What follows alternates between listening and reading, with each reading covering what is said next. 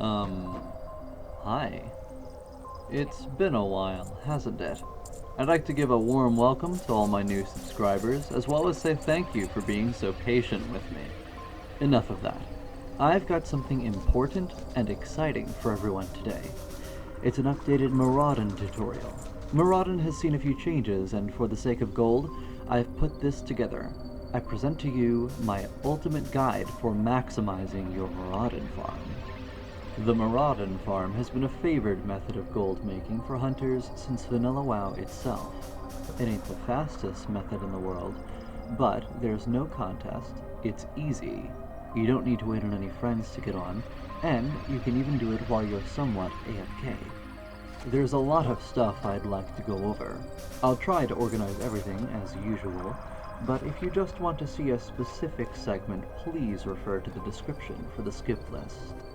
I will be demonstrating Maraudon as it's scripted on Anathema, one of Elysium servers. As such, you may see differences on other servers, but you should get the idea anyway of what you'll need to do. Let's get started. The first thing you'll need to do is get there. Get to Nigel's Point or Shadowprey Village.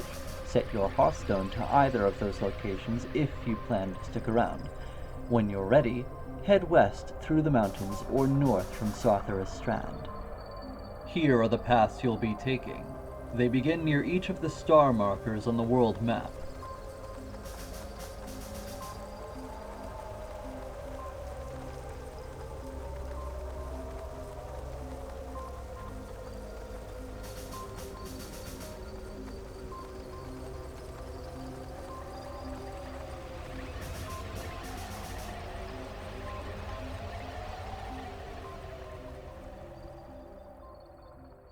Once you're in front of Maraudon, start moving down. Avoid the ghostly raiders if possible. They have an annoying net, and it's worth toggling Cheetah off and eating hits from a Marauder as long as you don't eat the net. If you absolutely must kill a raider, do it from far away. They don't seem to bother netting you unless you're nearby. Anyway, take a left by the fork in the path and hop down to the Maraudon portal entrance. Take note that the portal entrance can be found just below the bridge leading to Purple Entrance. The standard Maraudon farm will take you through Tinker, Princess, and Croc. I'll demonstrate the speedrun first so you get an idea of the speed you're capable of when farming this place with a hunter, and then I'll break it down. Tactics explained then will be really simple and safe. Afterwards, I'm going to go into detail about cutting corners and other stuff that could save time. We'll go through the boss mechanics in detail, the various professions you may want to pick up for dedicated Maraudon farming, what to do differently in a marksman spec, all of the herb and ore nodes along the routes, and more. For now, let's begin with the no profession speedrun. The speedrun assumes you are using the special farming build linked here, or some variant of it, and have Badge of the Swarm Guard and Jom Gabar. Even if you don't have these things, have a look anyway. Check out how quick the bosses go down.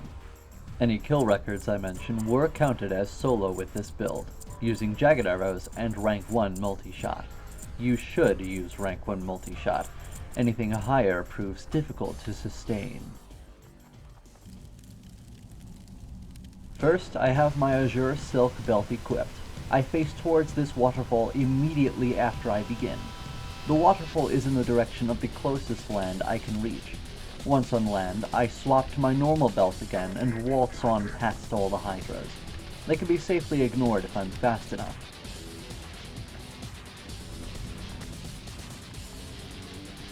Next, I observe the threatening Diametrodons while I proceed. The ones I select are the most likely to pull in each pack. The worms up here are the most likely pack to pull in the entirety of this route. I carefully hop on by. I walk off the cliff here, taking no damage. I walk off the next, taking minor damage. And I slash target Tinker and get my pet out. Hunters mark around the corner, pet attack with Bestial Wrath followed by Intimidation. Aspect of the Hawk up, and Rapid Fire and Jom Gabar popped. My solo kill record for Tinker is currently 29.19 seconds.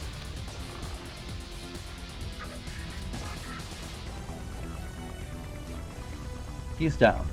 I set my pet to stay, swap to Cheetah, pick up my loot, and get moving up the way I came.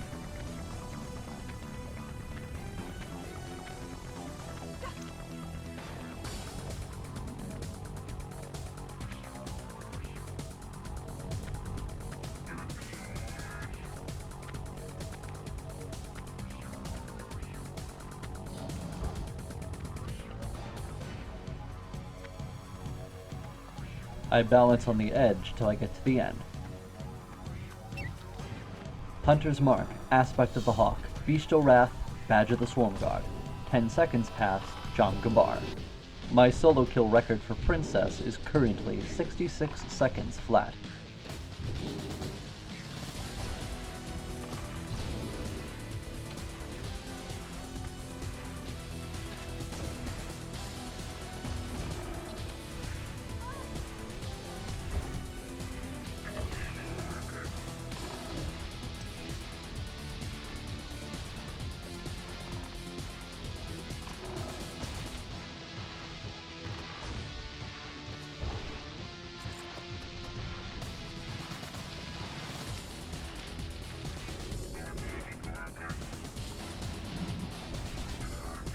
I drink, I hop down, chase after Rotgrip a bit.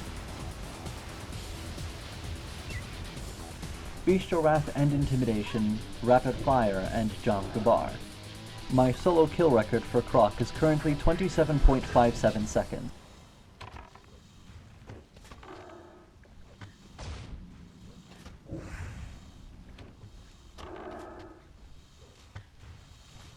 I collect my loot and use my camp reset macro. That's it for this speedrun. It's considered finished 11 seconds after my current record time, 7 minutes and 10 seconds. Think you've got a good idea of how the Mara farm can go? Good. Don't worry if you weren't following all the nuances. We're going into that right now. Obviously, you're going to instance lock yourself if you go that quickly for every run. The speedrun is nice to know if you extend your run somehow, like with professions, and it works out nicely if you only plan on doing a few runs, or if you AFK during lockouts. For those of you who don't know, you can only enter 5 unique instances in an hour's time. Therefore, each run of Maraudon must be 12 minutes or longer to avoid being locked out. Each time you enter Maraudon after resetting it is counted as a unique instance entered. An hour from the first of the 5 instances you've entered is when you can re-enter.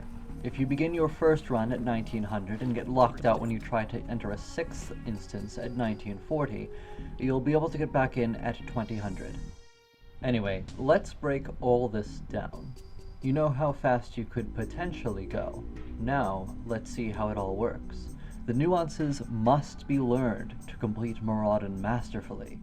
Some nice gear doesn't hurt either, but I'll show you how to get by without it. We'll have to start with the specialization. I run 3120. Here's my build, here's my pet's build, and now let's talk about it a bit, starting with the Beast Mastery tree. If you'd like to reference what these talents do exactly, please use the talent calculator linked in the description. Endurance training is a rookie mistake. Stamina is not something you need for this. Sure, it can help out your spirit bond, but that's not a big deal. Stamina amounts to more HP your pet has before it needs to be healed. It doesn't mean your mend is more effective or anything. Stamina is for PvP or raiding, where heavy damage can fall indirectly on your pet at any given time. Go for improved Aspect of the Hawk instead. Superior armor means your pet loses less health per hit, making your mend more effective because the health it restores lasts longer. Resistance is similarly useful for spell damage, but you don't need it as much. Thick Hide and Improved Revive Pet in the next tier are the best talents you could ask for. The extra armor really comes in handy. If your pet dies somehow, being able to res it quickly and without blowing half your mana pool comes in handy.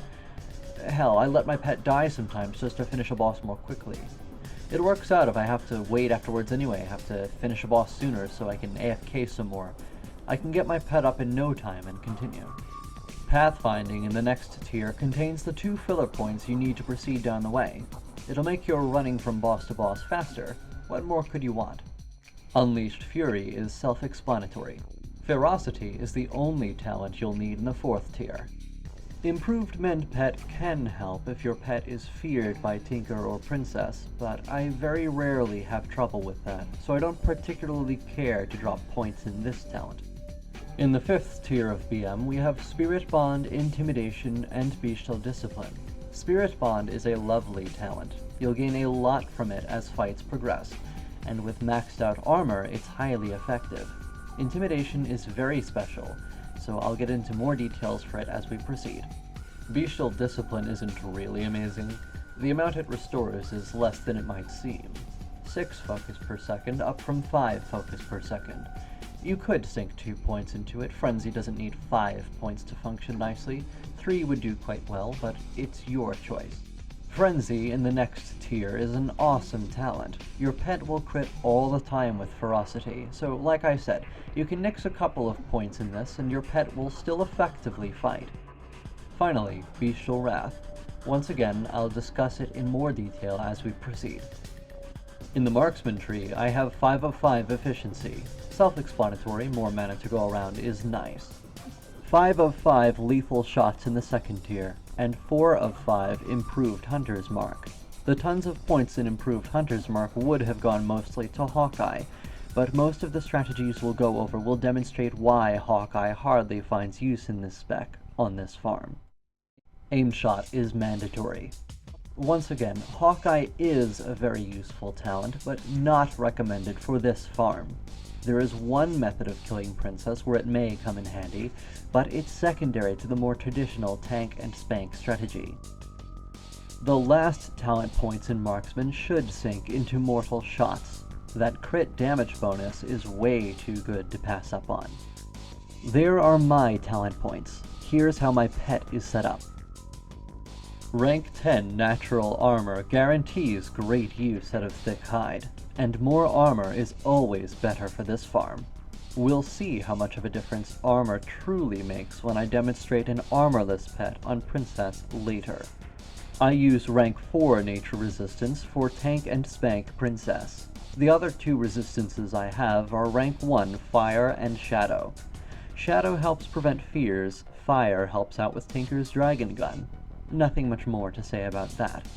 I'm using a Wind Serpent to get the most out of my pet's threat.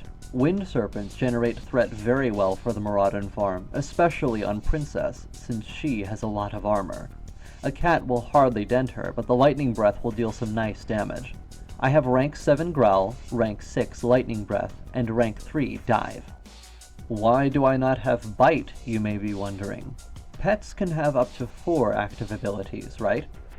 Yeah, but the appeal of a Wind Serpent is in its magic damage. Said magic damage is also its focus dump. There'd frankly be no good reason to use Bite on a Wind Serpent. Just stick with the 3 I mentioned, Growl, Lightning Breath, and Dive, and let it do its thing. If you need more tanky pets, there are some other options. Before Impetus, I was using a boar, Damascus. Boars eat nearly anything and are pretty durable and mobile, making them rather versatile tanks. They even generate decent threat. However, as one commenter pointed out, armor and HP modifiers on Anathema are broken. Until that's fixed, you may as well use a damage-oriented pet for the threat. Owls are a popular selection for leveling. Owls, bats, and carrion birds can learn Screech, which reduces the melee attack power of nearby enemies. They're surprisingly durable as a result of this ability, so if you need your pet to be tanky more than you need it to generate threat, you may want to consider trying one of the above for the Maraudon farm. If your pet's defenses fail despite all precautions in breed and training, your own micromanagement of your pet during each encounter could enable your combined success. That said, let's move on. With your pet armored to the teeth and having enough threat generation to hold a boss in a vice-like grip, you're ready to AFK auto-shot your way to riches. Having done this innumerable times, I've grown accustomed to where I can leave auto-run going, tab out and type a few words, tab in and adjust character running direction. Very easy with WoW in windowed mode. Before you can AFK so readily yourself, you'll need to know the ins and outs of Maraudon patrols. Before we talk about the patrols, we need to know where we're going first. There's no use getting past patrols if you have no idea where you're going.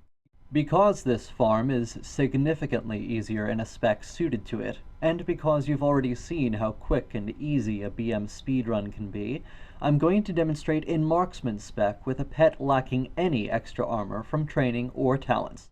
I will thus focus on demonstrating mechanics so my pet will not die, and I will not pull threat where it matters. Let's have a look at our route. We begin at the falls here if we portal in. We'll first head to Tinker, then back up to Princess. After Princess, we'll kill Croc, and that's that. Run complete. One step at a time. To get to Tinker, we'll head south past the Hydras out here until we get to the clusters of Dimetrodons.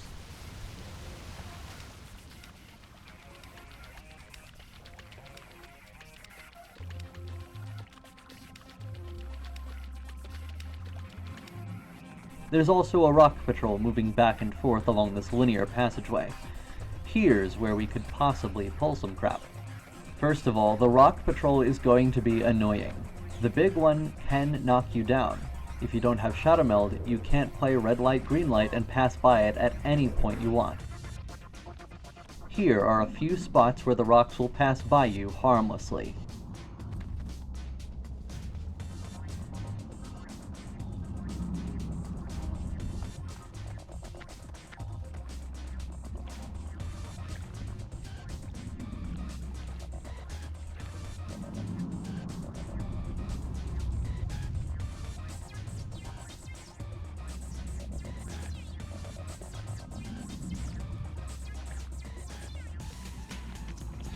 Aside from the rocks, there are a few Dimetrodons particularly likely to pull onto you, if any pull at all. In the first pack, when you take a right at the rock, it's the one that'll be behind you.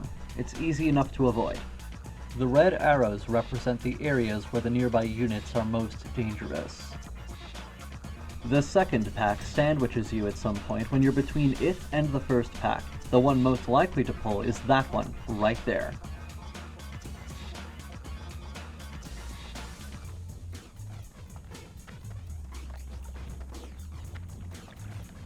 In the third pack, the one up front is most likely to pull onto you. That one there.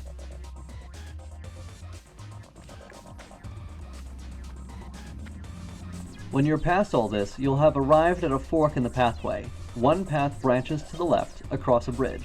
The other path to the right will take you past a pack of worms and down to a boss. We're going right first, but first, a couple more things.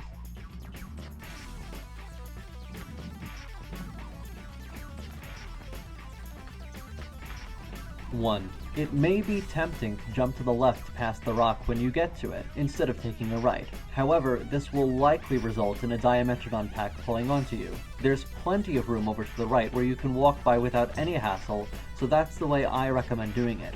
You'll need your Feign CD for the next pack coming up anyway.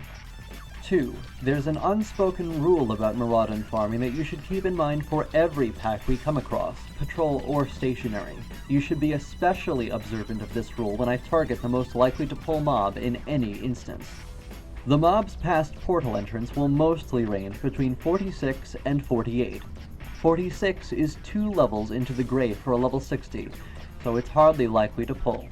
A 47 is 1 level into the gray and tends to pull if the 47 is facing towards you when you pass by it. A 48 mob is green to a level 60, so you'd better watch out while you pass by. You may also want Feign Death at the ready whenever you pass by one of these. That's all I wanted to say, let's move on. The worms here are probably the most annoying pack in the entire instance, barring anything on our side of course. That one right there tends to pull onto me all the time. The aggro radius sucks.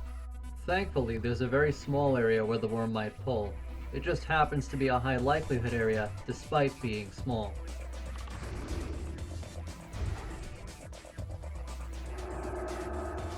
Once you're past the annoying worm pack, just walk off this cliff here. Don't jump and you won't take damage. Then, head down the ramp to the right. The third and final cliff you'll find there is as safe as the first drop. At the bottom is Tinker. He's one of the easiest bosses to farm in here. He's also one of the most reliable. While he doesn't drop a kick-ass 4G lottery win like Rotgrip or Princess, he won't drop 1G crap either. His items range between 2 and 3G. Before engaging him, make sure your pet is out and healed up. Switch to Aspect of the Hawk, put up a Hunter's Mark, and then go to town.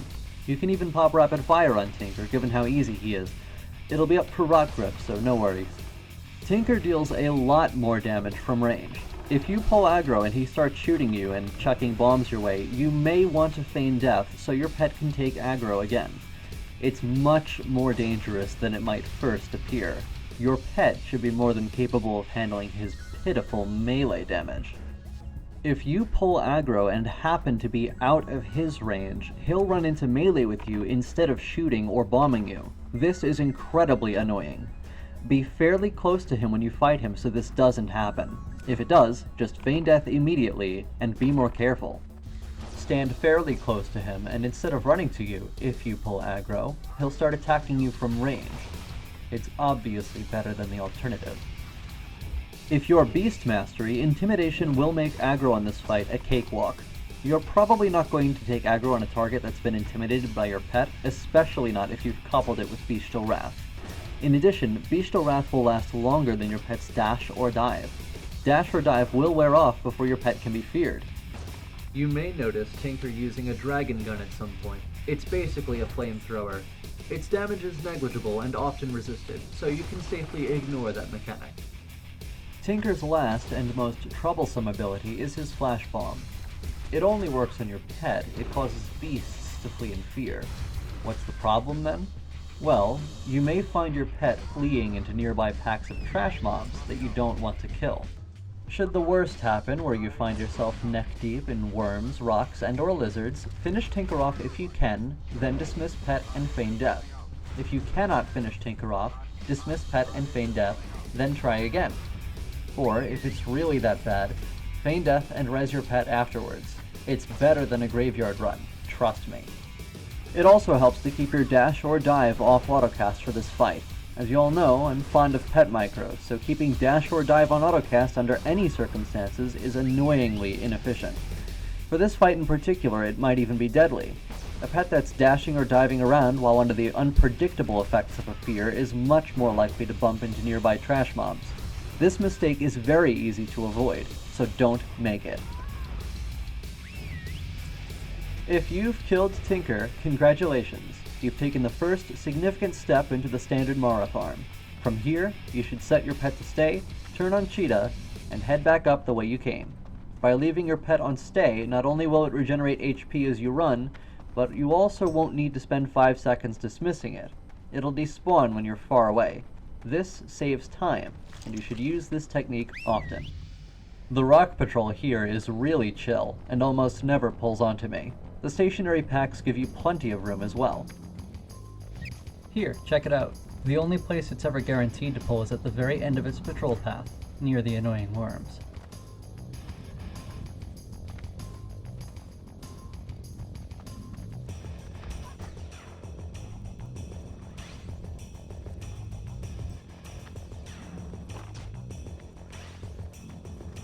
At the top is the annoying worm pack again, so get past that and you'll be back at the top of the ramp you came to before. This time, take the left path and go across the bridge. Take another left once across the bridge.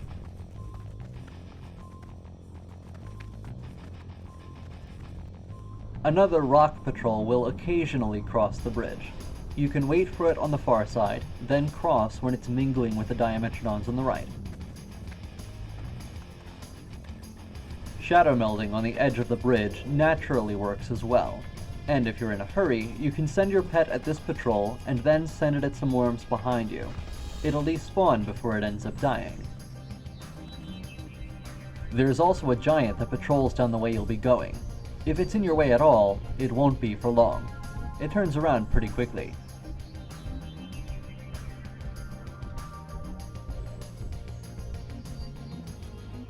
Right here is another Dimetrodon pack you could pull. The last one, in fact. Check that one on the end right there, and move past at your leisure. The only obstacles between you and Princess now are 3 pairs of giants. While you may be inclined to walk through the middle of them, you'll probably pull them while doing so. To completely avoid pulling them, head this way and watch the ledge. getting back up is a serious pain in the ass.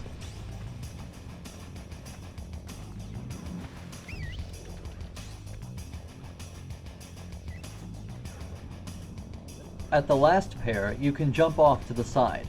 Because Princess's platform is surrounded by water, its boundary ends somewhere, and it just so happens that it ends over the edge of the waterfall. You can actually land in water you can swim in on the very edge of this cliff. Therefore, the jump isn't quite as scary as it might seem at first. Don't be shy, hit the edge and hop on up. You'll be face to face with Princess Theradras now. She's the final boss of Maraudon, but only the second of 3 you'll be killing. She's indubitably the hardest of the 3 for most people, so observe her mechanics carefully and learn them properly. Before you do anything, make sure you have creature damage spells on others checked on in your chat log. You can find it by right-clicking the General tab in your chat log, then mousing over Spell Messages. In the drop-down menu that appears, creature damage spells on others should be near the bottom. Keeping this on will allow you to predict Princess's most troublesome ability much more easily. If we're doing this as Beast Mastery, it's worth noting that Intimidation does not work on Princess. Bestial Wrath should be popped right away. The damage boost any pet will receive from Bestial Wrath will help it keep aggro on Princess, but Wind Serpents in particular will hold aggro best. Like I said before, Princess has a lot of armor, so a Wind Serpent's Lightning Breath will do lovely damage despite her armor. It should go without saying that if Lupo still deals shadow damage for his auto attacks on your server, he'd be quite suitable for this as well. It should also go without saying that while Bestial Wrath is up, you should avoid taking your pet off Princess. Mend it if you must, just let it get the most out of its buff. Rapid Fire, you ask? Nah, not very effective on Princess. She has crap tons of armor anyway. Slow and steady is the safest way to win this race, and unless you plan to AFK for a few minutes before a croc, you will want or even need Rapid Fire to kill him.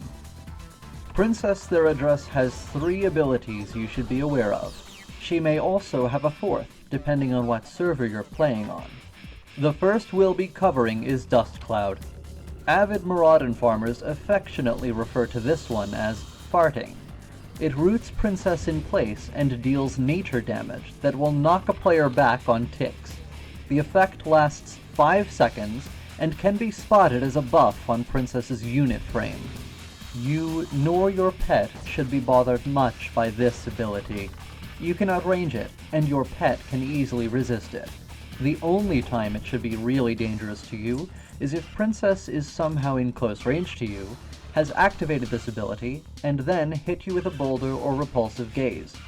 If stunned, you cannot be knocked back, so the damage will continue to tick. It's also a bother if it interrupts your mend pet somehow. That should never happen. Learn its range. This ability is a double-edged sword for Princess. It's the reason you'll need to keep your distance, and you may need to spend some time learning how far away you can stand before getting hit with the ticks. The reasons you'd be standing close at all are to be in range for Mend Pet, and to spot boulder casts in your chat log. Conversely, Dust Cloud is splendid for kiting, since she'll activate it even when no units are near her. Since it lasts 5 seconds, it gives you enough time to Mend Pet for its duration. Dust Cloud up, pull Pet back, and start Mend Pet, wait a few seconds, send Pet back in. If you do it right, Princess will stop Dust Cloud at the time your pet returns to her melee range, meaning she won't move closer to you, and you won't have to readjust your position. Dust Cloud casts are random. There may be a while between Dust Clouds, or Princess may do them one after another. The second ability we'll be talking about is Boulder. Boulder's casts can be identified if you're near Princess and if you have that setting in the chat log enabled. You will not see this warning in the chat log if you're standing too far away from Princess, so stand as close as you can. Princess will stop moving when casting Boulder, but she won't have the Dust Cloud buff. If you see her stop and not Dust Cloud, it means a Boulder's incoming. Boulder is important because it deals nature damage, possibly stuns, and most notably, it can interrupt your Mend pet for 10 seconds. While the stun can range from non-existent to 2 seconds, the interrupt always occurs. Therefore, it's critical you don't get hit with a boulder while mending. The trick to working around boulder is treating it just like another shot in your rotation. What I mean by that is, you weave your aimed and multi-shots between your auto-shots, right? After a boulder goes out, put auto-shot on cooldown, then cast Mend Pet. If you're in the middle of casting aim shot, interrupt it in favor of another auto-shot, or an auto-multi-auto combo. If you're channeling Mend Pet when a boulder is started, get as much out of it as you can, then interrupt it. You can safely start it up again after the boulder has been cast, if needed. Weave your shots. Beat the boulder's timing with your own. Boulders are cast at random, just like dust clouds. You might see 30 of them in one princess kill, you might only see 3. Be prepared for the worst, but hope for the best. As long as you save your Mend Pet for while her boulder is put on cooldown, you'll make the most of it. The third thing she can do is fear. Her fear is called Repulsive Gaze. If she uses it on your pet will temporarily lose all aggro, meaning Princess will come for you. Simply feign death and stay down while the fear drops off your pet. Then you won't have to put up with shenanigans. Alternatively, kite a little bit until your pet's okay. Feign off the excess aggro when possible. One important thing to note about Repulsive Gaze and, under rare circumstances, the Boulder Stun, is that if Princess smacks your pet while it's CC'd, your pet will not be able to dodge any of the strikes. Expect some nasty burst if your pet's lingering around Princess while feared. The last thing we've got to cover is Wind Fury. Wind Fury means Princess has a chance to melee auto-attack your pet thrice in an instant. If I'm not mistaken, she's not supposed to have this, but it's a thing on Anathema, so I'm covering it. Princess is a battle of attrition. A good way to judge how you're doing on her is to have a look at her HP and compare it to your mana. If she has a higher percentage of HP than you have of mana, you're doing it wrong. If your percentage of mana is higher than her HP, you're doing it right. You can see that Impetus, having no armor, takes considerably higher damage from her attacks. In order to last it out against Princess, I only use auto shots and Mend Pet when needed. I will try to Mend Pet after boulders only. In an emergency where I must use Mend Pet without any boulder, I will watch Princess carefully and interrupt my Mend Pet before Princess can interrupt me herself. Each time Princess uses Dust Cloud, I will pull Impetus out of her melee range and, if possible, mend him up. I try to send Impetus back in before Dust Cloud is over, but if I screw up my timing and Princess comes closer to me, I will adjust my position for the next Dust Cloud. Try not to overheal your pet, it's a waste of mana. As I approach the end of the fight, I see that I still have some mana to spare, so I start firing aim shots and rank 1 multi-shots. See how that works? You outlast her. Even if you have inferior equipment, remember, I'm demonstrating with a no armor pet in Marksman spec. I'm following the mechanics just like anyone else. You do the same thing and you'll be fine. Just bring an armored pet. This is quite possible even as a fresh 60. It may take a little practice, but once you're comfortable with it, you'll do it fine every time. That said, it's very easy to pick up 3 pieces of Tier 1 since it drops in Molten Core.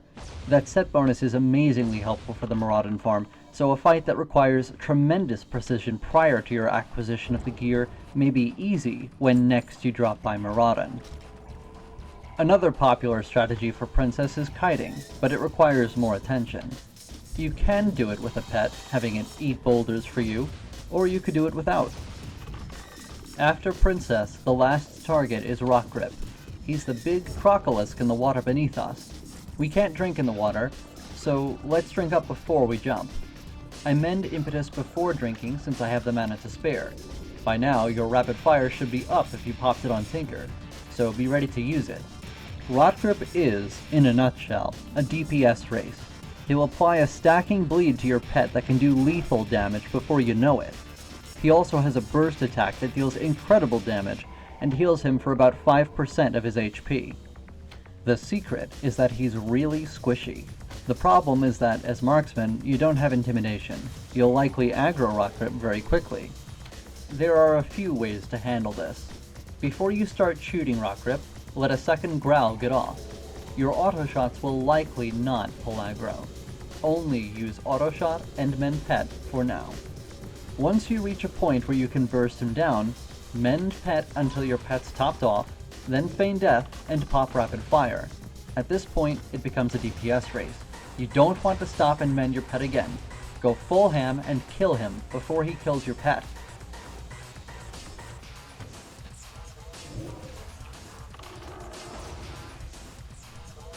Those are typical strategies for the Maraudon farm. Let's explore some alternative tactics for the bosses we've reviewed already. First, revisiting Tinker. You might be wondering how hard exactly he'll hit. Well, check this out. I engage him without a pet, fall back when he rushes to my initial position, and I can't out-DPS him. He just hits too hard. Pretty crazy, huh? A pet's obviously worth it, even with the risk of Tinker's fear.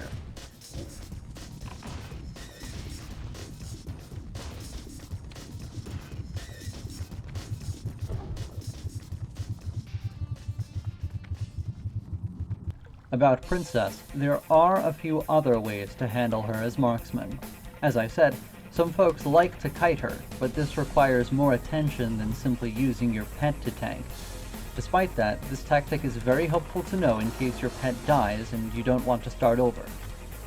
Watch carefully how I dip below the edge of her platform as she casts her boulders. If I time it correctly, I can come right back up and fire more shots, and she won't cast her boulder at me. I use my aimed shot only when she's rooted by Dust Cloud. I auto-shot and rank 1 multi-shot at whatever opportunity I get. I stay close enough to her to see the boulders in my chat log, but in a good position to leave her line of sight at a moment's notice. I toggle Cheetah on and off if I think I might eat a boulder. Do not swap to another aspect. Toggling Cheetah means you won't get an unnecessary GCD in the middle of your rotation. In addition, you won't stunt your mana regeneration.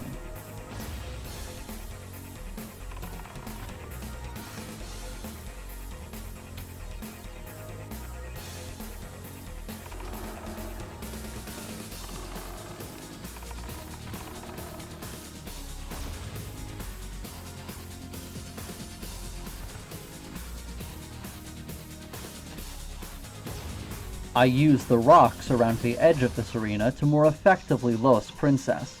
Note how I'm actually in range of Dust Cloud, but it's cancelled out by the object between us.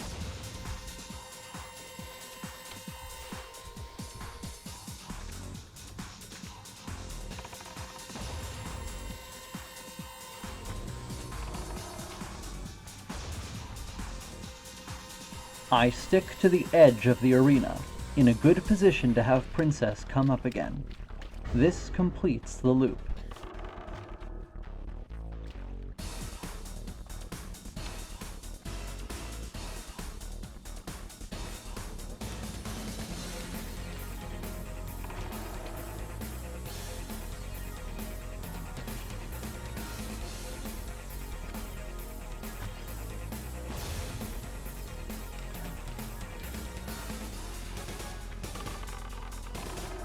Check out how much damage Princess does to me in the 2 seconds or so I spend in her melee range. Don't attempt to finish her in melee. This is a bad idea. She could do far worse than that.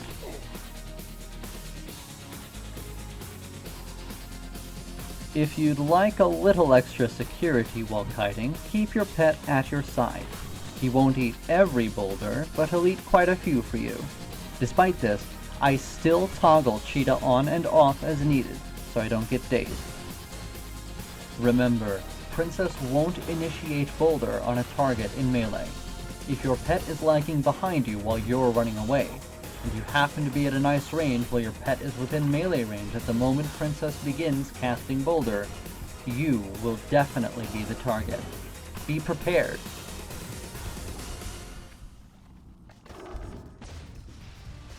I have some more aggro tips for Rotgrip. If you wind up jumping down while he's really far away, you can have your pet kite him to you and growl on cooldown. You can easily get 3 to 4 growls off this way, and then your aggro will be even less of an issue.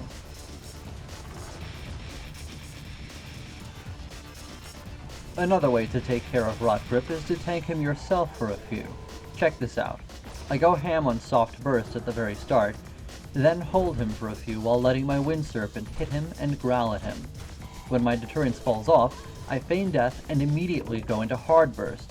My pet hardly takes much damage because Rotgrip didn't get to apply any bleed stacks to him.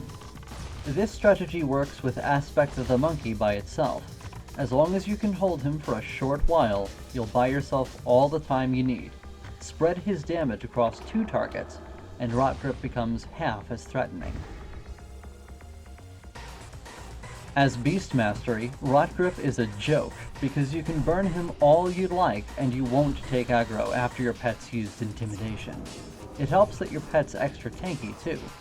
Observe the burst I output with Badge of the Swarm Guard and Jam Gabar, and see how I never once take aggro. The point from which I may burst him down before my pet dies or before I take aggro becomes 100% HP, trivializing the encounter. That's all the fight really is, just getting to that one point, so familiarize yourself with your own DPS.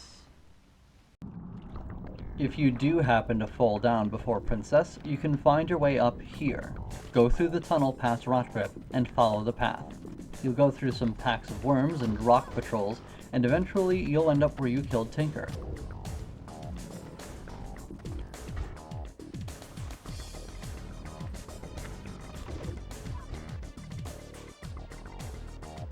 Alright, so we've been over the standard Maraudon farm. We go in the portal, take out 3 bosses, rinse and repeat. Let's get into more detail. What if you have a friend who wants the Blackstone Ring? What about Landslide? I don't have a scepter, how do I get attuned so I can make the portals? Where are all the ghost mushrooms? Landslide is another boss you can find up this way. The patrols leading up to him can be a little tough to circumvent, but they're not present on the ramp half the time, so... Lots of people like to do Landslide because he spawns adds that drop Elemental Earth. Elemental Earth is used in Greater Nature Protection potions. I think that's an utterly pointless reason to kill him unless you also acknowledge the rock patrols scattered throughout this region of Maraudon, all but one of which have identical adds that have the same chance of dropping Elemental Earth, except, you know, without the stupid stun that Landslide does. Not nearly as much of a hassle. Trash mobs first. There are 6 rock patrols, 5 of which make great targets. The other one has 2 big rocks, not 1 big rock and 4 small rocks, so less loot, tougher enemies. The patrols are pretty easy to kill with a little technique. The first patrol is here, just after the Hydras when you enter portal entrance. There's a nice spot where the patrol isn't mingling amongst Diametrodons, so this is where you should pull it. While your pet softens up the Theradras Guardian, you'll need to peel and kill the Theradras Shardlings before they beat down your pet. On the other side of a frost trap, that's not so daunting a task. Aim shot each one to death. Use multi-shot when the peeled Shardling is far away from the rest, or be prepared to face several at once. Once the Shardlings are down, you can safely mend pet without taking aggro on any bothersome smaller mobs. Do so if needed, then finish the Theradras Guardian. The second rock patrol often crosses this bridge. The bridge crosses over the first rock patrol's path. Fight the second patrol here and do the same exact thing.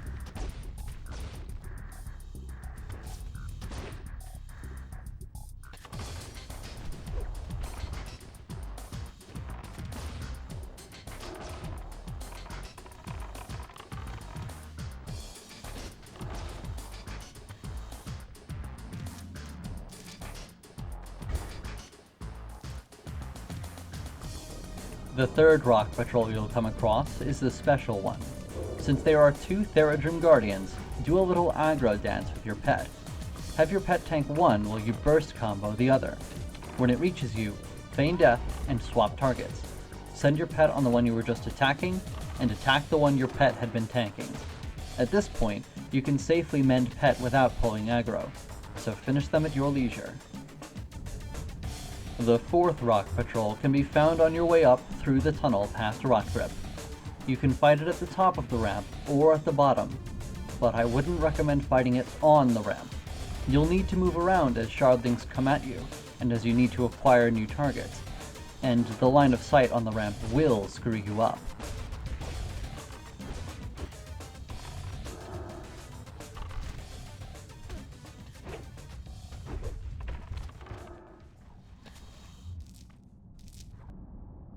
The fifth rock patrol moves across this bridge, which passes over the pool of water Rotgrip swims around in.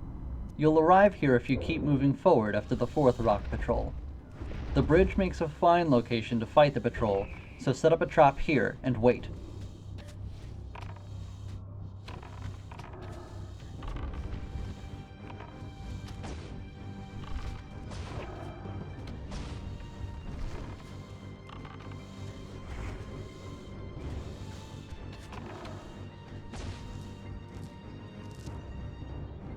The sixth rock patrol is yet further down the path. This is a cramped area, so be careful not to pull the worms.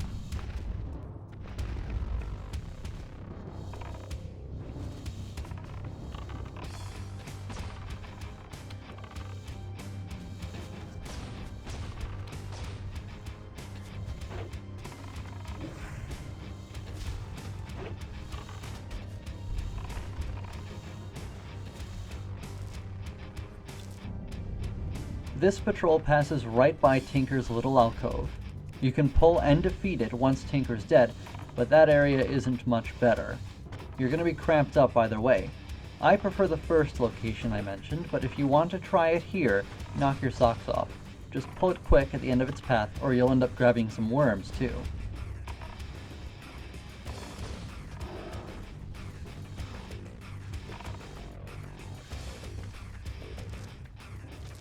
The appeal of Landslide, however, is obviously not just the elemental earth his adds can drop, but also the fact that he drops a blue. A cheap blue, most likely. The best item he can drop is Fists of Stone, which vendors for just over 3G, but a blue nonetheless. If you're killing rock patrols, Landslide is basically just a bigger, tougher version of those. Here's how it works. Landslide can knock you back if you take aggro, no biggie really. He hits significantly harder than the Theradras Guardians, so watch your pet's HP once those shardlings spawn. Most notably, he spawns 4 Theradras shardlings when his HP reaches 50%, and while he spawns them, he stuns you and your pet for a while. You know the drill. Auto shots and men pets only, top your pet off before 50%.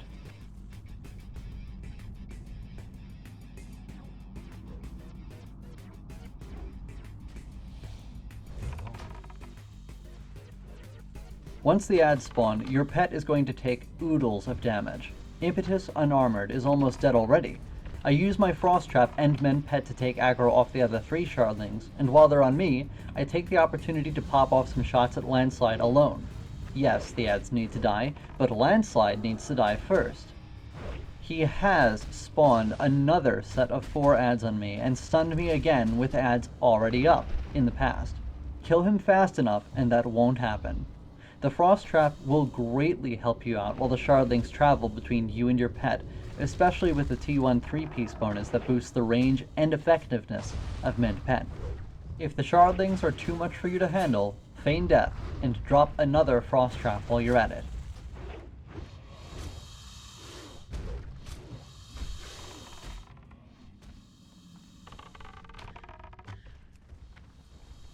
And that's Landslide. And he dropped a Fist of Stone, and one of his ads dropped Elemental Earth. As you can see, a pet having armor would be greatly beneficial, but don't think that makes your pet invincible. This is what Beast Mastery Landslide looks like.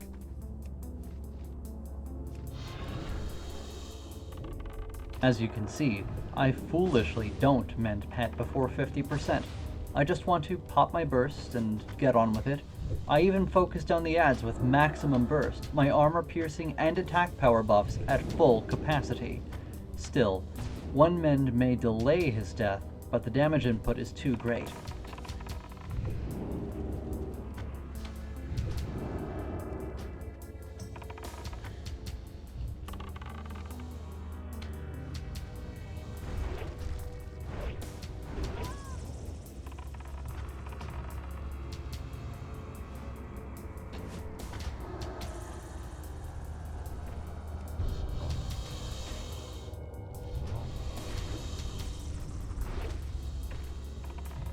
To be fair, I popped off a multi-shot when I should have used Mend Pet, but my point stands. Don't neglect the mechanics, or you'll only have yourself to blame.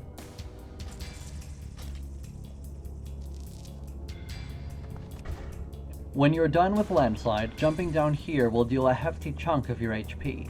Be healthy, or beware.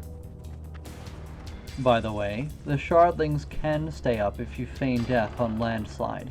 They'll despawn shortly, but they last long enough for you to pull them again. And they didn't proxy pull Landslide when I tested that. This is probably considered an exploit, and I wouldn't recommend abusing it. Just kill the rock patrols if you want easy Shardlings. And in case you're wondering, yes, Intimidation can completely prevent Landslide from spawning ads. It's tricky to time, and it would remove some potential wealth, but getting that blue would be much easier, if you're successful. If you attempt it, try Intimidate near 50% followed by an auto-multi-auto combo. That should push him over the edge quickly enough. Elemental Earth may fetch a fine price on its own, but there are a few professions that could buff your Mara farm exponentially. Before I announce my recommendations, let me address what a lot of fellow Mara farmers have been tempted to take. Enchanting can help you take care of that annoying black zone ring, but disenchanting blues in here doesn't yield very valuable items. Check out what Azure got. Small brilliant shards hardly compare to large brilliant shards in worth. Large radiant shards fetch a nice price, but as you can see, they're apparently quite rare to get from here. Who knows? Maybe if you keep disenchanting blues, you'll find my experiment was an anomaly, and it turns out you really do, more often than not, pick up lucrative enchanting materials. Perhaps enchanting could compare to mining, but I prefer mining because ores are always in demand. Stone sells nicely too, and you'll get plenty of solid stone from this place if you're also farming the rock patrols. Enchanting can be lovely if you do it outside Maraudon, getting tips from buyers and whatnot, but when I farm gold, I like to farm gold while I'm farming. You get what I mean? I have herbalism and engineering. A long story, but I'm not dropping either one. Herbalism is indubitably the most lucrative profession for Maraudon farming, and so herbalism is my highest recommendation, along with either mining or enchanting. Playing with herbalism really changes at the root. There are 3 blindweed nodes and 3 stranglekelp nodes in the post-portal sectors alone. Plenty of ghost mushrooms can be found through all sections of Maraudon, though there is a set amount of them and they spawn at random locations. 2 gold nodes, 3 mithril nodes, and 1 true silver node always spawn. There are plenty of mithril nodes outside the dungeon, but those are contested since you can expect other miners to pass by. To get the most out of herbalism, I like to go in purple entrance. The route has 3 possible ghost mushroom spawns, you might run into a rare, you'll pass by a 4th possible spawn point just past purple, and another boss is in the way.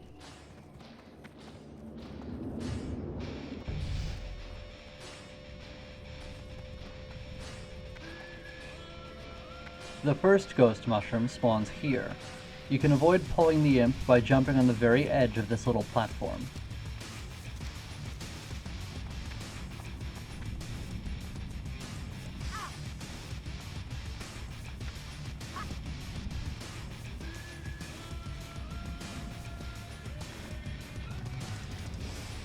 If it's not there, hop right down and keep going past the first stealth patrol.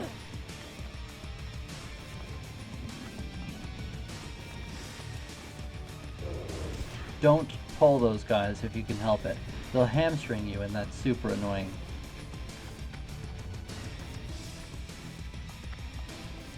Jump past this pack of mobs and feign death on the other side. Another ghost mushroom can spawn near the two stealth patrols here. Picking the shroom from this location is risky, since the stealth patrol can pull onto you from your right.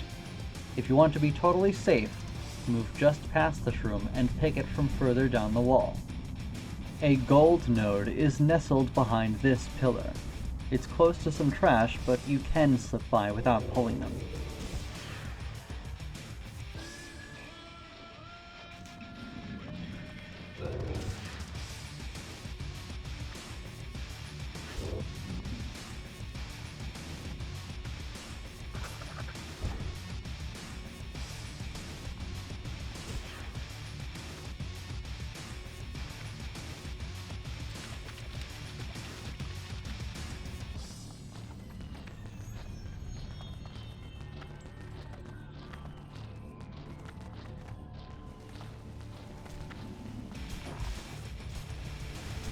There's another ghost mushroom spawn at the Poison Falls.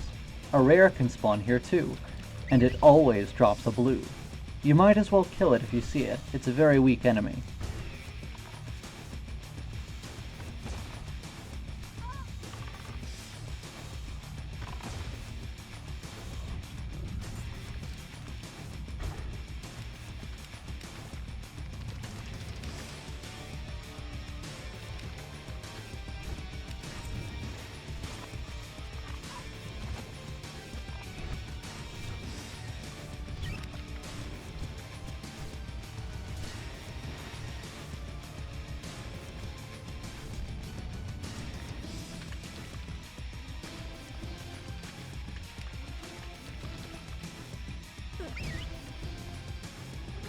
Here we get to Celebras.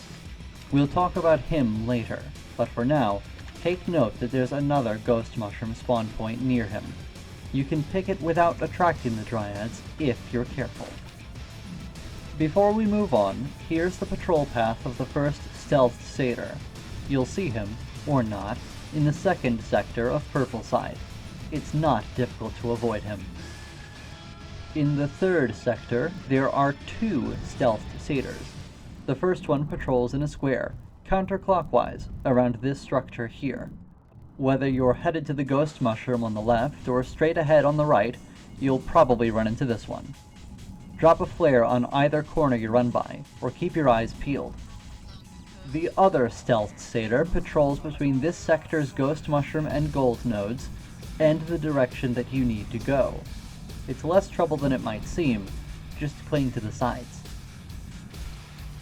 Finally, the rare over here can spawn either as Meshlok the Harvester or another cavern lurker. It's in your way about half the time.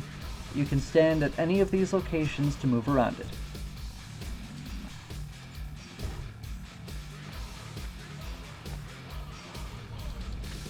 Jumping down the waterfall past Celebras will take you to where we've been already, Portal Entrance.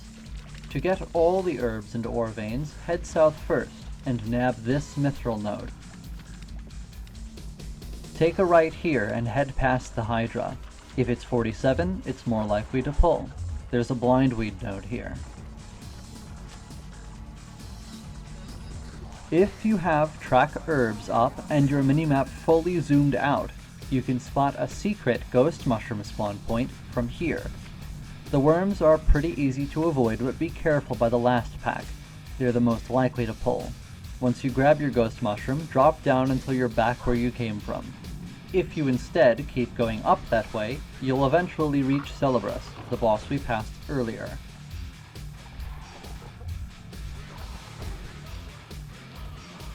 Take another right when you re-enter the sector with all the Hydra patrols. There are no more nodes until you get to Tinker's sector.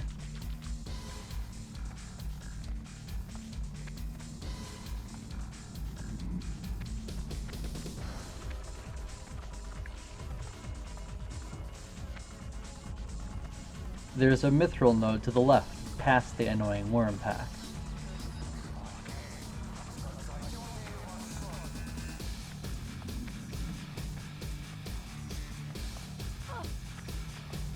A blindweed node sits down here in the Diametrodon pool.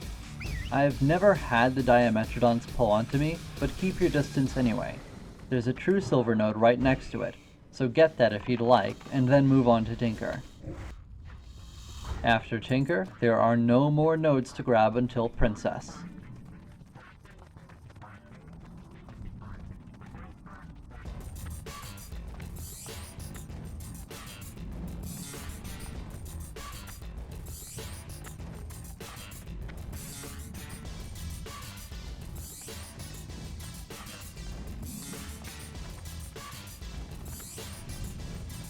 Instead of jumping over to the waterfall on the right, jump to the one on the left. There's a blindweed node there. Summon your pet before grabbing it so its initial stamina from the T1 or T2 5-set bonuses, or from Great Stamina, is restored.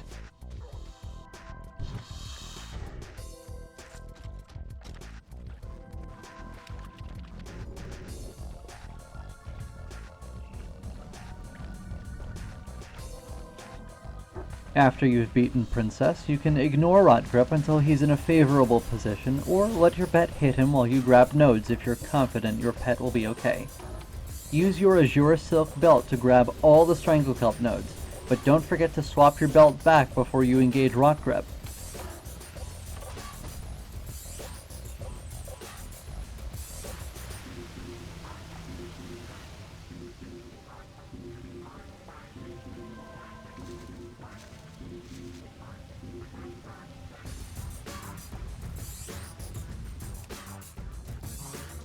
Before you reset Maraudon and leave, check for the other secret ghost mushroom spawn.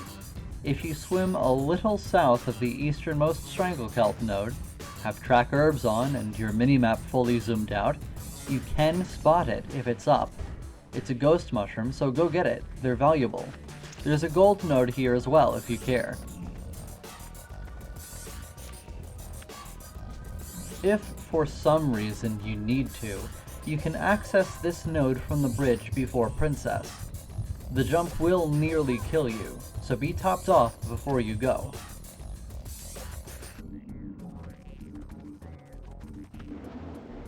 Since you spawn in front of purple after camp reset, you can walk right back in if you like this route.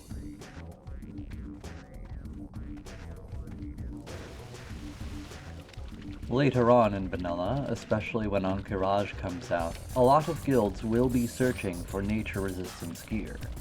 Whether you're helping some low-level random get a Blackstone ring, or you're escorting some fellow 60 raiders through Maraudon, knowing how to help others in here is important. I've ran with others in here easily a couple 100 times, and I've done everything from get a whopping 50G tip just for getting some random a Blackstone ring, to help a bunch of guildies get their Mara NR set pieces. Let's start with the Blackstone ring. My level 48 rogue friend will help me demonstrate without stealth how to get a low level through Maraudon. Make sure you wait for your friends to enter the portal you open before you enter yourself. If you go first, they won't be able to follow. The Hydra section is very easy. Keep pack on and stick close to your friend. Move through the patrols with extra care, and get to the Diametrodons over here.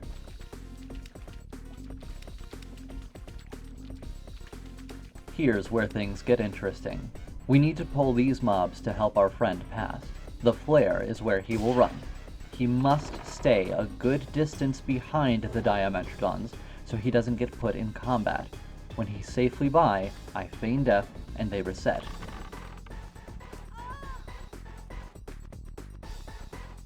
Now I need to pull the next bunch before the rock patrol makes it to my friend. Move past and tag anything behind you. Keep your distance. Rush up, don't get dazed, and don't stop. If you expect to be dazed, toggle cheetah off and spam wing clip on all the targets you can until you're safe to toggle cheetah on again. One of the Diametrodon packs didn't pull. I can pull it from the ledge here. More importantly, this means my friend is delayed and needs more time to move up. The rock patrol on the bridge caught me before I could get any further. If I needed to reset the mobs, I could have told my friend to sit tight, feigned everything off, and then we'd try again. I can handle it though, so I stop and pop the turrets because I'm not Beast Mastery right now. It buys my friend the time he needs to get up top. He clings to the right as he runs up, so the Diametrodons coming down don't bump into him. They can re-aggro while they're resetting, so that's actually important. If you want to kill Tinker, that's easy. Have your friend wait here, then dissect the worm pack here and kite Tinker up. He's very easy to navigate with. Dissecting packs of mobs is a useful technique that makes navigating Maraudon significantly easier. We'll go into more detail on that later.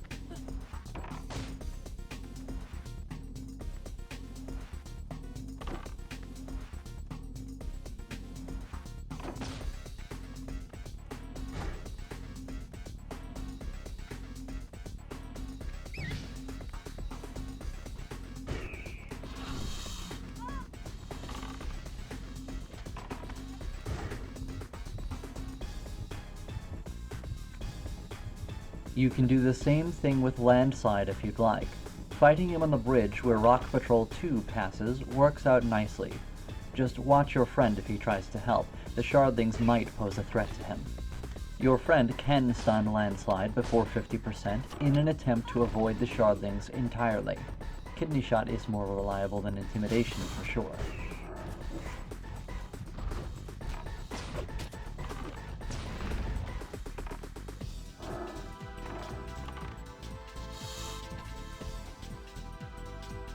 If you don't care about any of that, retrieve your friend and proceed when possible.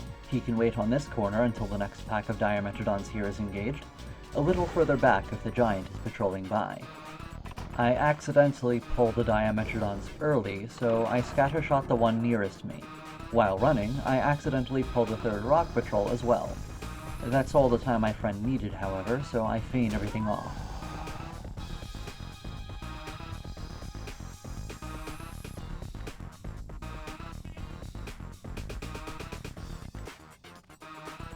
From here, it's easy.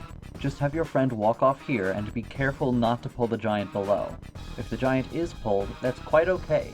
Your friend can die near a waterfall near Princess and roll on loot, like so.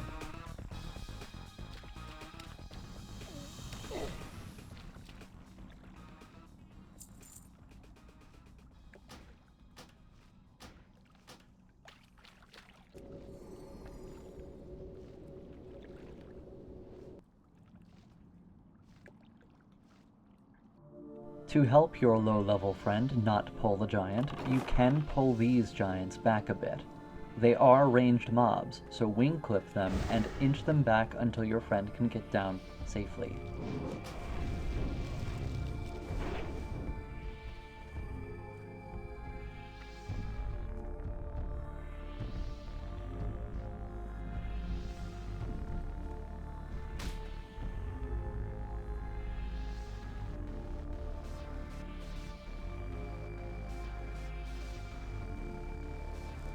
If your friend dies anywhere in this sector, have no fear. Just like you brought Princess to the waterfall, you can bring her above your friend's corpse, anywhere in this room.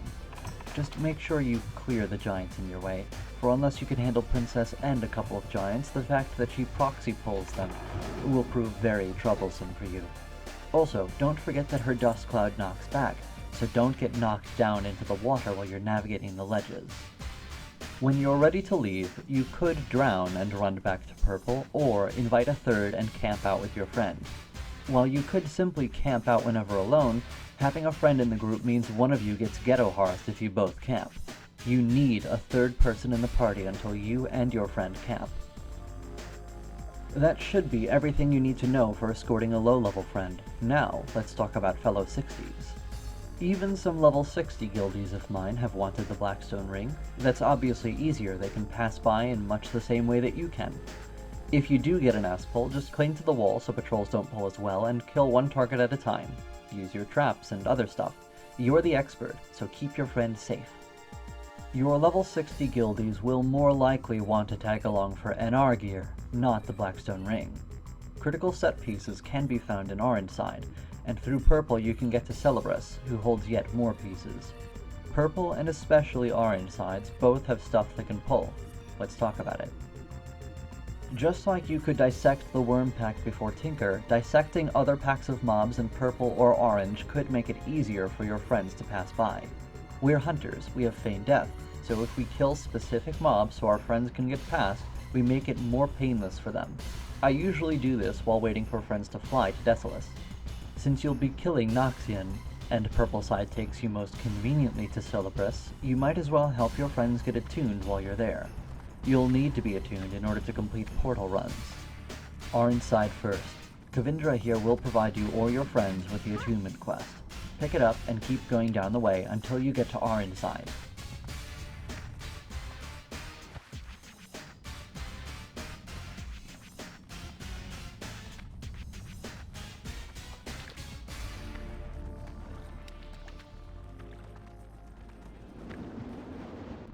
I hate Orange Side with a passion, so I'm going to make this quick. Here's the way through Orange Side. Note how often I pull more packs of mobs while I run. This is because Orange Side is full of stuff in horrible positions. I tried to go for as long as possible before using Feign Death, because if I Feign Death after every pull, I'm going to be waiting on its cooldown a lot.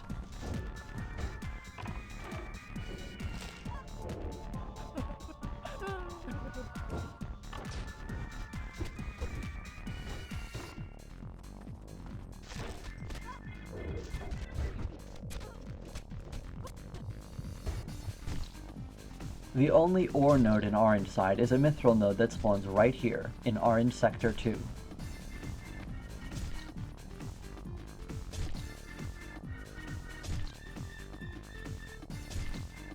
Here's the first ghost mushroom in Orange Sector 3. Jumping out of this little pool here can be somewhat finicky, but you can get up on the corner here. When you've grabbed the shroom, go around the flower this way.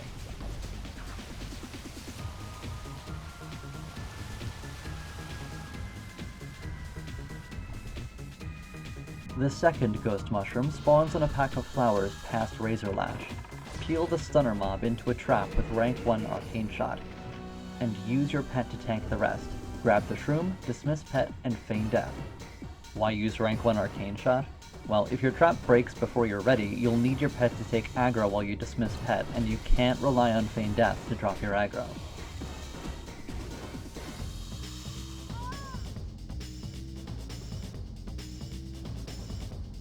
You could also dissect the pack if you prefer. Once you have the ghost mushroom, walk around the remaining enemies and continue on your way. To help a 60 friend through here, you'll need to dissect a ton of packs. Kill the mobs shown here on your way to Noxxion, and follow this path.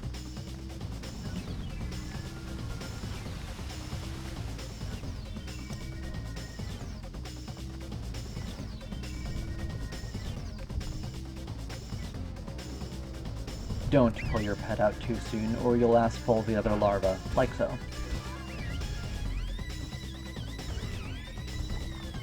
If you're going past Noxxion, kill the mob shown here on your way to Razorlash, and follow this path.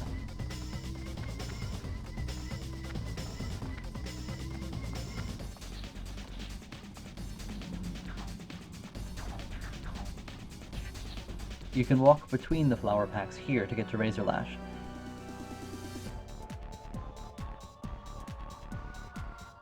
If not, go this way and hop down.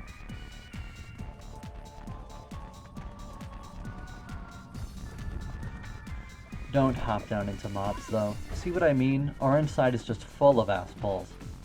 Noxxion here is the hardest boss in Maraudon. Bring nature protection and major mana potions if you don't have friends or great gear with you. Some strong anti-venoms couldn't hurt either. Here are his mechanics. He'll spam poison volleys, dealing nature damage and applying a stacking dot to you and your pet. This will kill you pretty quickly. Noxxion will split at some point into a bunch of little spawns, then he'll coagulate some seconds later. You'll need to kill him quickly. His split is timed, not dependent on his HP or anything. Like Landslide, mend your pet before it happens so you don't get instant aggro on the ads. When they spawn, set your pet to stay and aggressive and pick off the spawns one by one. Noxxion will respawn, and you should try to finish him before he splits again. Your pet's aggro will remain, so feign death to drop your aggro if necessary, then pop everything and kill him. Feign death immediately if you take aggro. Noxxion can knock you around, and his spawns will default to you if you have aggro at the time he spawns his adds, a fact that holds true with any unit in Maraudon capable of spawning adds. If you have an armored pet with nature resistance, if you're beast mastery, or if you have 3 pieces of T1, this is easier. You may not need to worry so much about mend pet or aggro, so you can focus on DPS.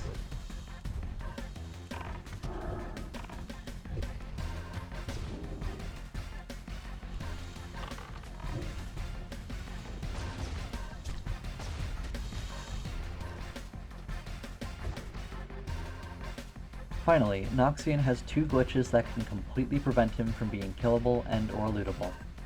I was in here with a warlock friend and he death coiled before the split, causing Noxxion to never respawn. Don't CC him at all, minus an early intimidation. The other glitch happens if you kill him while he's split. Don't dot him up. If you're with, say, a mage spamming fireball, stop casting before the split. Either kill him long before the first split or kill him after the split happens. But if he dies in the middle of the split, he's unlootable. Razorlash is a tank and spank. He can cleave, so don't stand close to and in front of him, but other than that, there's nothing to concern yourself over. He has a chance to drop a Razorlash root. I hear it's fairly valuable, but I don't really know anything else about it. It probably shares a cooldown with some uncommon consumables.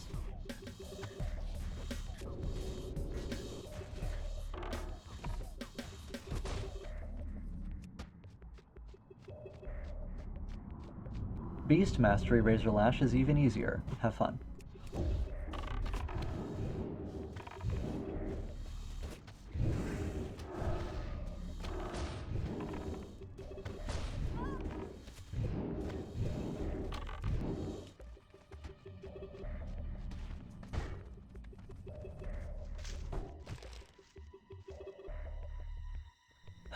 That's it for our inside. Let's go back to purple. The mobs you'll want to dissect from their packs on the way to Lord Vyletongue are these. Lord Vyletongue's most expensive drop is under 3G, but you'll need to kill him to get yourself or your friends attuned. And don't forget to reveal all stealth patrols with your flare. 2 of the adds I've killed here engage alongside the boss. Taking them out makes the boss easier when your friends arrive at Maraudon. If you're heading past Vyletongue, take out the blob on the left here and the annoying cavern lurker or rare on patrol. The pack dissections on purple are much easier than our inside, as you can see. As for Vyletongue himself, he can be a little tricky.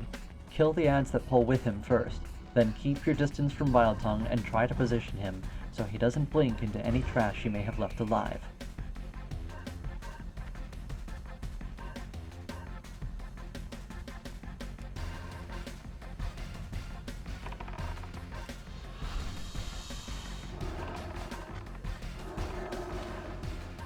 The adds that can pull with him can hamstring and evade, so fighting in melee is asking for a dangerous and lengthy skirmish. Keep your distance and use your pet. Mend pet when you don't expect to pull aggro on anything you've engaged. This will prevent mend pet from being interrupted through enemy attacks.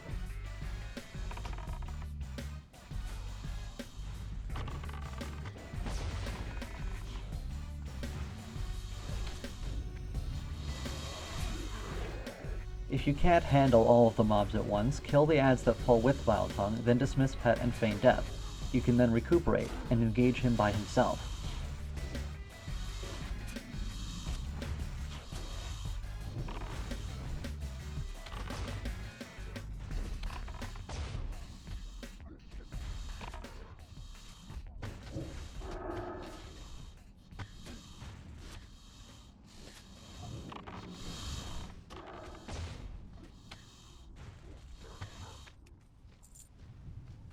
As Beast Mastery, this fight was still kinda tricky. For some reason, I was getting initial aggro on anything my pet didn't hit.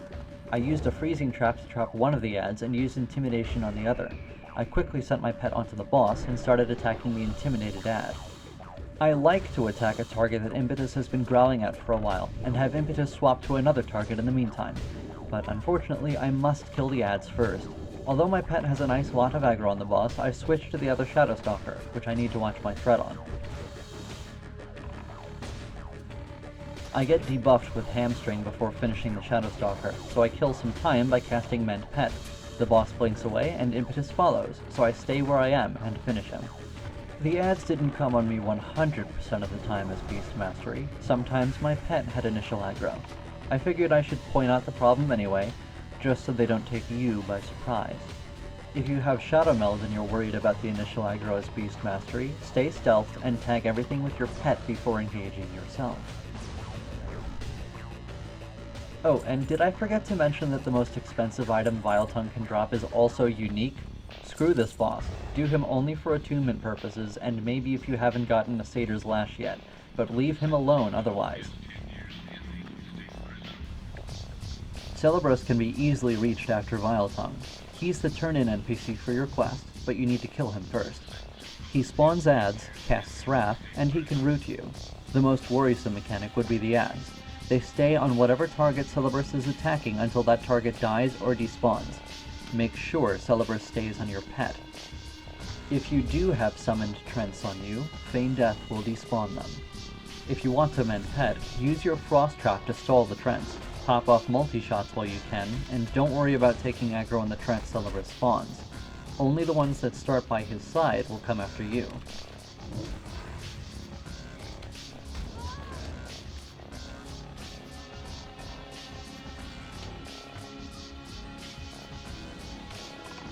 After Celebras dies, send your pet at something far away from you, loot Celebras, and then get running.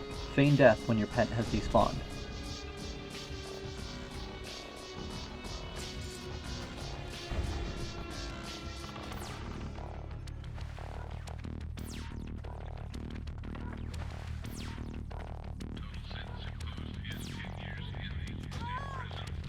Don't forget to call your pet out again after you're free. It'll need to recover some HP. Like Vyletongue, I sometimes get initial aggro on Celebras' Trents for some reason as Beast Mastery. You can finish this fight the same way as MM, or simply kill the Trents that start alongside Celebras. I suppose this likely has something to do with Spirit Bond, but any other time I've used Spirit Bond it causes initial aggro on the pet, not on me, so I don't know. Once he's dead, you or your friends should speak to his spirit and follow his instructions to get attuned. There's not much more to cover now. I guess I'll move on to some quality of life tips before I say my goodbyes. Don't shoot the critters. I have a bad habit of murdering critters, and while it may be tempting, it'll screw up your natural mana regeneration. If you have a warlock friend who wants to farm the ghost mushrooms here, they'll have to kill one pack and be diligent about avoiding the rest. The pack that needs to be cleared consists of a satyr, which gouges and causes aggro drop on a voidwalker, and a couple of melee imps, a couple of ranged imps, and a comparatively negligible satyr. Hypothetically, a warlock could chain fear the putridus satyr and use a voidwalker to tank the trickster. Kill the white imps first, then feel free to health funnel because the only melee mobs your demon doesn't have aggro on are dead, and the other imps have a highly resistible ranged attack.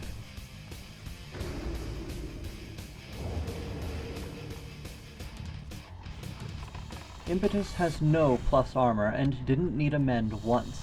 A warlock with lesser gear won't have a problem keeping the satyr chain feared, since their fear isn't on a 30-second combat cooldown, like our freezing trap. Take your time, do it right, and all the shadow power elixirs you want will be yours.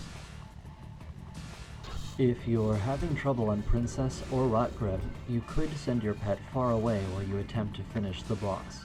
On Princess, there are turtles and frogs all around her arena, and Rotgrip's pool is full of fish and hydras.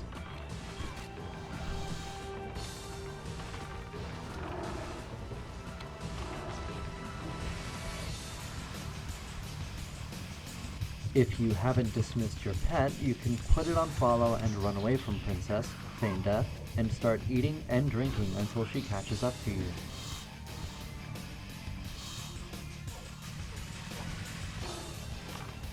There's a glitch if you leave your pet on stay.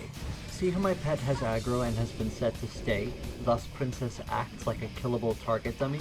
Don't abuse it. I've literally just given you advice on how to legally cheese the fight if you must. So do the feign and eat thing instead. If you can't kill Noxxion, you should get more experience and gear. If you can kill Noxxion, you're at a reasonable level for the whole of Maraudon. There are 4 recommendations I have for you as a fresh 60 for prepping for this. If Dire Maul is out, it's a great place for fresh hunters to gear up. Spamming tribute runs alone will eventually net you Ogre Forged Auber, Leggings of Destruction, Barbarous Blade, 2 Tarnished Elven Rings, and 2 counterattack lodestones.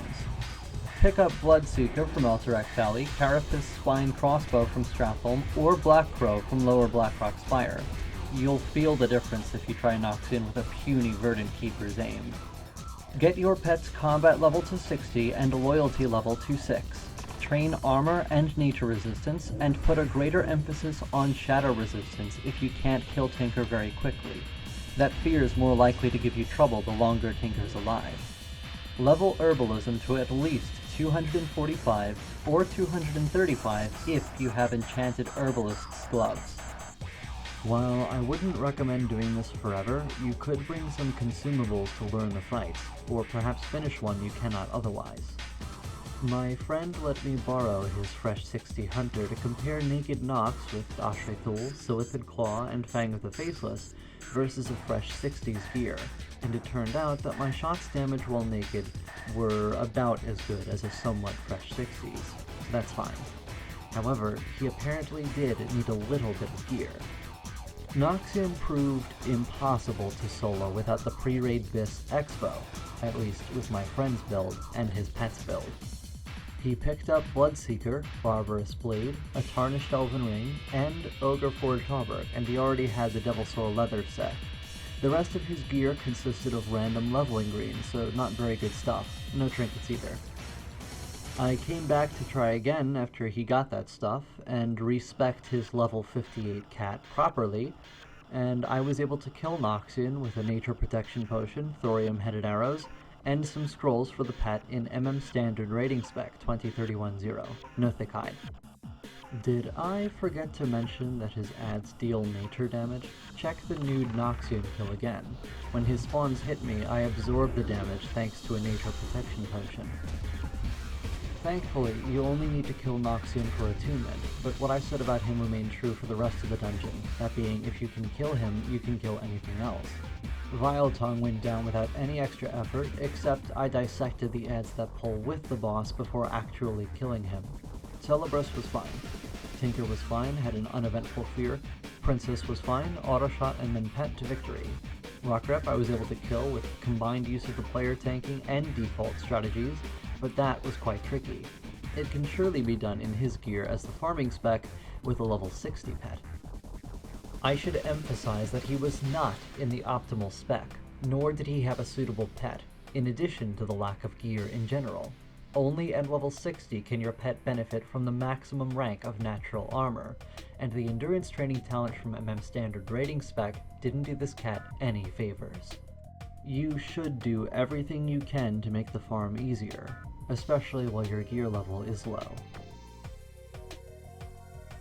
To help your friends out with the Maraudon quests, here's how you do all of them. The objectives of Corruption of Earth and Seed and Legends of Maraudon have already been clearly explained.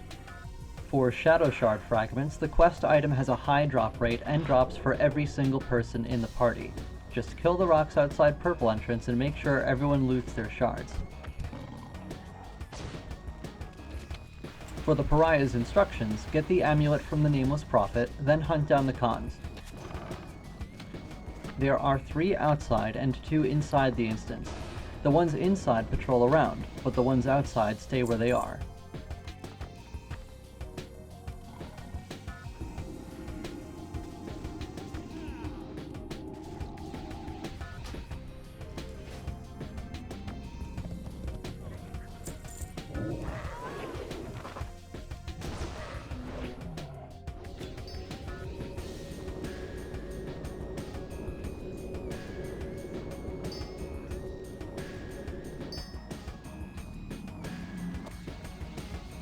For Vyletongue Corruption, fill the vial at this pool here, it's just past Kavindra. Then use the filled vial on the flowers inside Orange, but take care, between 1 and 3 tough elites will spawn. The items for Twisted Evils will drop off lots of stuff in Maraudon. It shouldn't be a problem if you're running a group through the whole thing. Outside Maraudon, there's a very short escort quest the Lowbies you're running might want.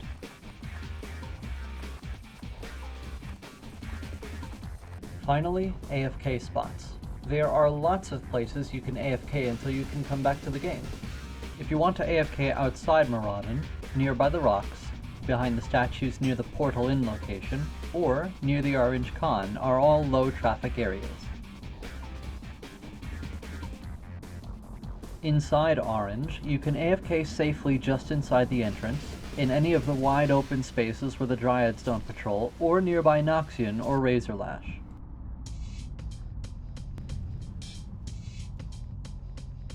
Inside Purple, AFK just inside the entrance, anywhere the tree or stealth patrols don't wander, and just in front of Vyletongue.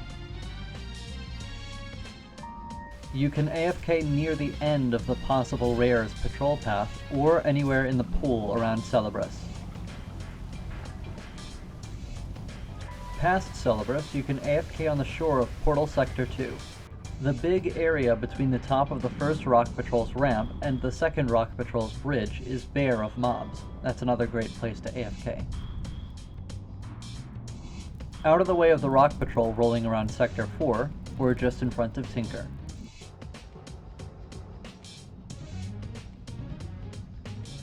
The other end of the bridge in Sector 2 is a fine spot. The two Theradras Guardians near Princess don't cut the corner, so the corner is a fine place to AFK. Anywhere around Princess's platform is lovely. Above the water surface in Rotgrip's pool works, as long as you're not in Rotgrip's path. The south side is safer. You can breathe underwater in quite a few spots, so use this to your advantage while you either need to AFK or need to get all the Stranglecult nodes. Just past Rotgrip on the shore of the path up, there's a lot of space to AFK that's not in the way of a rock patrol. You can also AFK on the last Ghost Mushroom spawn. If you have Shadow Meld, you can AFK pretty much anywhere that's not directly in the path of a patrol. Alright everyone, that's about everything I know about Maraudon, and all the advice I can give. I hope it was helpful. Thanks very much for watching. Good luck, and have fun.